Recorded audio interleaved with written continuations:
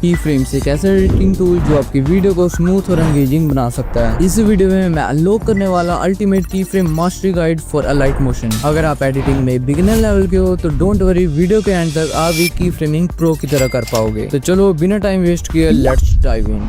What are keyframes? Keyframe basically points होते हैं timeline पे जहाँ किसी ऑब्जेक्ट की प्रॉपर्टीज चेंज होती है, जैसे कि पोजीशन, साइज, रोटेशन या ओपेसिटी। इनकी मदद से आप एक ऑब्जेक्ट को स्मूथली एनिमेट कर सकते हो फ्रॉम स्टार्ट टू एंड। समझ नहीं आया?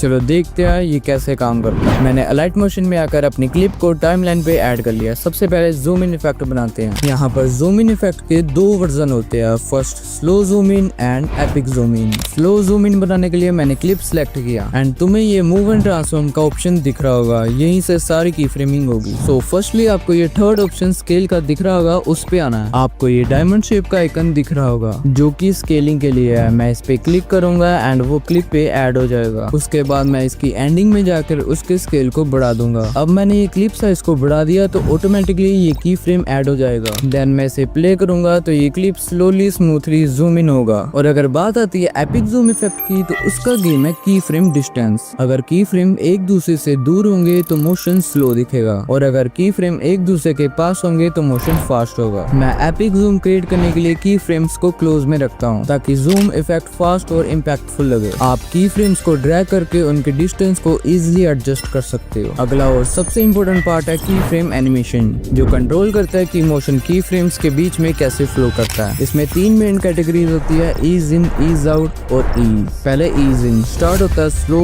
एंड एंड होता है फास्ट। ये मोशन को स्मूथली स्पीड अप करता है। ये ग्राफ अलाइट मोशन प्रोवाइड करता है, सो टेंशन नहीं लेनी। अगला है ईज आउट, जो ईज इन का रिवर्स होता है, स्टार्ट होता है फास्ट एंड होता है स्लो। ये मोशन को स्मूथली स्टॉप करता है। ये ग्राफ भी अलाइट मोशन में प्रोवाइडेड है। फाइनली ईज एनिमेशन सबसे स्मूथ फ्लो क्रिएट करता है दोनों इफेक्ट्स को कंबाइन करके। शुरुआत होती स्लो, बीच में स्पीड पकड़ता है और एंड में फिर से धीरे हो जाता है। स्टार्ट और एंड दोनों स्मूथ होते हैं। ये ग्राफ भी अलाइट मोशन प्रोवाइड करता है। अब चलो इन एनिमेशन को एक्शन में देखते हैं। मैं एक कार क्लिप को टाइमलाइन पे ड्रॉप करता हूँ और इसको सिलेक्ट करके मूव एंड ट्रांसफॉर्म में जाके इसको थोड़ा सा रीसाइज करके इसकी पोजीशनिंग को लेफ्ट साइड पे कर देता हूँ। नाउ इसको एनिमेट करने के लिए क्लिप की स्टार्टिंग में एक की फ्रेम लगा के प्ले हेड को 2 सेकंड फ्रेम तक आगे ले जाता हूँ एंड कार को राइट साइड मूव करता हूँ। इसको प्ले करके देखते हैं तो ये लीनियर मोशन में एनिमेट हो रहा है। अब इसे और भी कूल बनाते हैं। जस्ट एक ग्राफ के आइकन पे क्लिक करूंगा जिससे ग्राफ एडिटर ओपन होगा। जो एनिमेशन प्रीसेट्स हमने पहले डिस्कस किए थे, सेम इन, आउट और ईज ऑप्शंस, वही यहाँ पे भी अप्लाई होते हैं। मैं एक प्रीसेट को चूज करता हूँ और बूम, ग्राफ के हैंडल्स अपने आप एडजस्ट हो जाते हैं और साथ ही मैं बेजियर हैंडल्स को बिल्कुल अपने हिसाब से एडजस्ट कर सकता हूँ, जिससे मुझे फुल कंट्रोल मिल जाता है एकदम कस्टम एनिमेशन कर्व बनाने के लिए। उससे पहले ये ग्राफ एडिटर को समझ लो।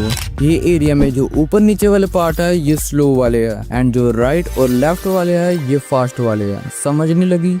अब मेरी बात ध्यान से सुनो। जैसे कि मैं ये वाले हैंडल को लेफ्ट ऊपर की साइड मूव करता हूँ तो इसका ज्यादा हिस्सा स्लो वाली साइड पे है और दूसरे हैंडल को भी मैं लेफ्ट अप साइड पे मूव करता हूँ तो इसका ज्यादातर हिस्सा फास्ट वाली साइड पे है। तो इस हिसाब से स्टार्टिंग में सुपर फास्ट होगा एंड लास्ट में स्लो। एक और एग्जांपल लेते हैं, जैसे कि इसका ईज वाला प्रीसेट। सो इसको अप्लाई करते हैं एंड आप देख सकते हैं कि इसकी स्टार्टिंग स्लो वाली साइड है एंड लास्ट हैंडल भी स्लो वाली साइड पे है। सो ये सेंटर में फास्ट होगा। जैसे कि ये हैंडल को राइट साइड पे कर देते हैं तो स्टार्ट भी स्लो होगा एंड एंड भी स्लो ही होगा, बट एंड के पहले फास्ट होगा। क्यों? वो आप समझदार है, समझ आएंगे। साथ ही अगर आप ये 3 डॉट्स पे क्लिक करके ओवरशूट को अनेबल करते हैं तो आप की फ्रेम्स के बाहर भी एनिमेट कर सकते हैं। लाइक अगर मैं इन हैंडल्स को कुछ ऐसा कर दूं तो एक रीबाउंड इन इफेक्ट तैयार हो जाएगा, कुछ ऐसे। इसको ऊपर करने से कुछ ऐसा रीबाउंड आउट ग्राफ तैयार हो जाएगा जो थोड़ा सा बाउंस इफेक्ट ऐड करते हैं एक्स्ट्रा इम्पैक्ट के लिए, लेकिन बेसिक एनिमेशन के लिए ये जरूरी नहीं होते। ये सेम चीज रोटेशन, स्केल और स्क्रू पे भी अप्लाई होती है। काफी औसम है ना? और ये तो सिर्फ शुरुआत है। की फ्रेम्स और भी ज्यादा पावरफुल चीजें कर सकते हैं। ये कुछ स्मूथ एनिमेशंस के ग्राफ है जो कि आपके काम आ सकते हैं, तो रख लो। नहीं चाहिए। रख लो। लास्ट इफेक्ट है करेक्टर शिफ्टिंग एनिमेशन। मैं सबसे पहले करेक्टर को टाइमलाइन पे ऐड करता हूँ, देन करेक्टर को लेफ्ट साइड पर पोजीशनिंग करके प्ले हेड को 1 सेकंड फ्रेम पे ले आएंगे एंड की फ्रेम को पोजीशनिंग एंड रोटेशन पर अप्लाई करेंगे। नाउ करेक्टर की स्टार्टिंग में आके इसको 15 डिग्री पे रोटेट कर देंगे एंड नीचे को स्लाइड कर देंगे। मैं इनमें ईज की फ्रेम ग्राफ दे देता हूँ, आल्सो रोटेशन पे भी देना है। मैं इसे प्ले करता हूँ तो ये स्मूथली फ्रेम में आ रहा है। ये थोड़ा लीनियर इफेक्ट ना लगे इसलिए मैंने 20 फ्रेम आगे आके इसमें थोड़े से चेंजेस किया, लाइक थोड़ा रोटेट कर दिया एंड अगेन 20 फ्रेम आगे आके दोबारा करना है। आल्सो ईज ग्राफ दे सकते हो, आपकी मर्जी। जो लास्ट की फ्रेम है उसके 1 सेकंड फ्रेम आगे आना है, लाइक मेरा 2.05 सेकंड पे है तो मैं 3.05 सेकंड पर आ जाता हूँ। नाउ करेक्टर को राइट साइड को मूव करेंगे एंड की फ्रेम ऑटोमेटिकली ऐड हो गया एंड आल्सो रोटेशन में भी थोड़े से चेंजेस करेंगे एंड अगेन 20 फ्रेम आगे आके फिर से थोड़े से चेंजेस करेंगे।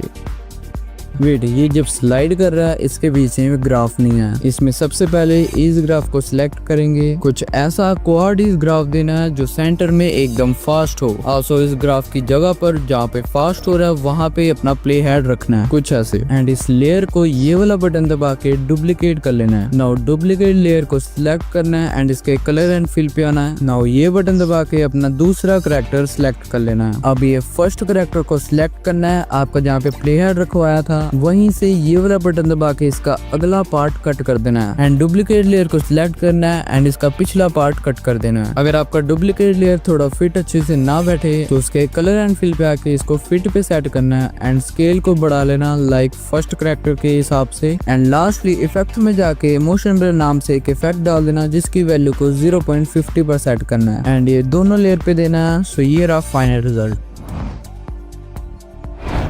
और बस मेरा हो गया। अभी तुमने की फ्रेम्स का मैजिक अनलॉक कर लिया, smooth zooms, keyframe on effects, colour shifting और character shifting like a pro. और लाइट मोशन का प्रो वर्जन चाहिए तो टेलीग्राम पे आ जाओ, वहाँ पे मिल जाएगा। अगर ये वीडियो थोड़ी सी भी हेल्पफुल लगे तो आपको पता है क्या करना है।